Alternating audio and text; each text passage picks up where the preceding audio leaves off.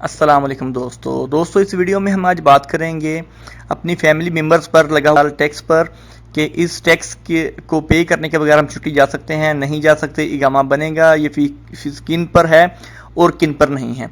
आए दोस्तों के बारे में हम बात करते हैं।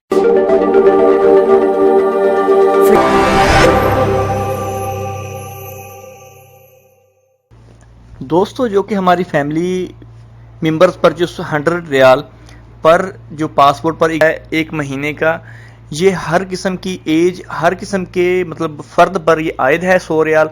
चाहे वो एक महीने का बच्चा हो, चाहे वो 60-70 साल का बूढ़ा हो, चाहे वो यंग हो, इन सबको जो है आपको ये पैसे पे करने होंगे।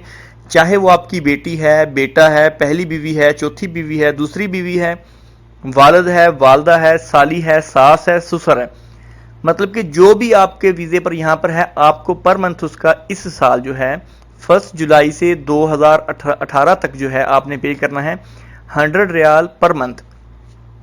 जिन्होंने इकामा बना लिया है उनको नहीं, लेकिन उनका ये कि आज से उनको शुरू हो गया। बिल फर्ज अगर हम छुट्टी भेजना चाहते हैं उनको, तो जितने महीने के पैसे बनेंगे जब तक हम वो पे नहीं करेंगे तब तक हमें छुट्टी नहीं जाने देंगे। मतलब जो हमारे फैमिली मेम्बर हैं, अगर वो छुट्टी आप भेजना चाहते हैं तो जब तक कि आप उनकी फ़ीस वगैरह वो पे नहीं करते, आपके वो मेंबर छुट्टी नहीं जा सकते। बिलफर्ज इस महीने से लागू हो गया। अगर आप छुट्टी भेजना चाहते हैं तो आपके जितने मेंबर होंगे पर हेड के हिसाब से आपने 100 रियाल जमा करवाना है बैंक के थ्रू जाके, फिर आपकी छुट्टी लगेगी। अदरवाइज आपकी छुट्टी नहीं लगेगी। अबशर पे वहाँ पर एरर देगा आपको।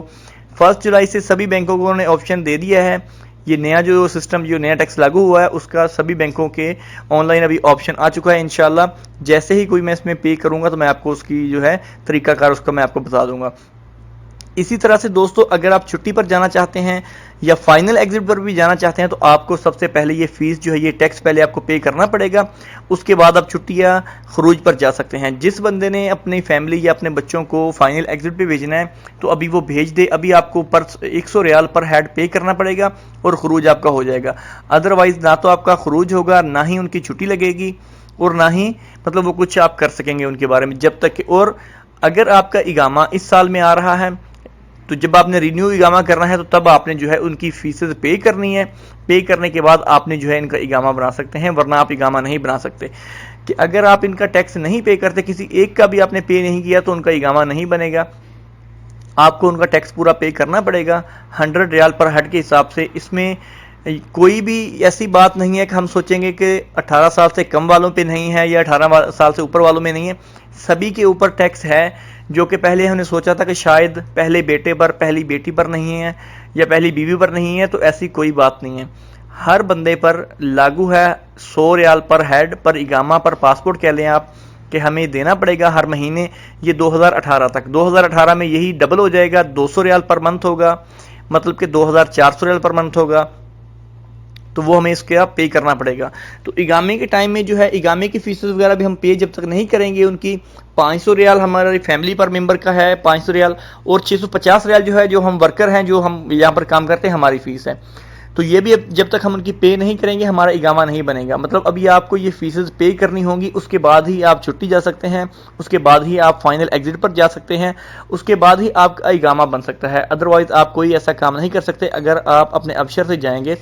जैसा कि उन्होंने बताया, एक दो भाइयों ने ट्राई की थी छुट्टी भेजने के लिए, तो उन्होंने जब एग्जिट लगाने की कोशिश की तो उन्होंने वहाँ पर एरर दे दिया कि यहाँ पर एरर आ रहा है कि आप लोगों का ये मसला है। तो मसला क्या था, जब उन्होंने चेक किया तो उन्होंने कहा जी कि आप इसको जाके बैंक के थ्रू पहले अपना टैक्स पे करें, उसके बाद आप जा सकते हैं।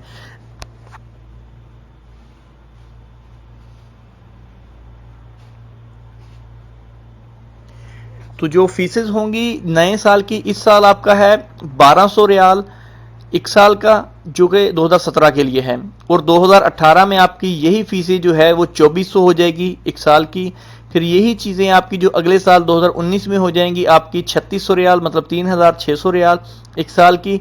और यही फीसें जो है 2020 में जाके 4800 रियाल हो जाएंगी। यहाँ तक इन्होंने बताया हुआ है। इसके आगे क्या होगा, आया कि वो फीसें बढ़ेंगी या ख़त्म करेंगे या कोई और नया सिस्टम आएगा, इसके बारे में अभी तक कोई ऐसी न्यूज़ तो ये मैसेज भी है, मैं आपको ये दिखा रहा हूँ, आप देख सकते हैं। न्यू कानून के मुताबिक सऊदी अरब में काम करने वाले हर शख्स को अपनी बीवी, बच्चों और वालदैन में से हर फर्द की जानब से 100 रियाल माहाना फ़ीस अदा करनी होगी।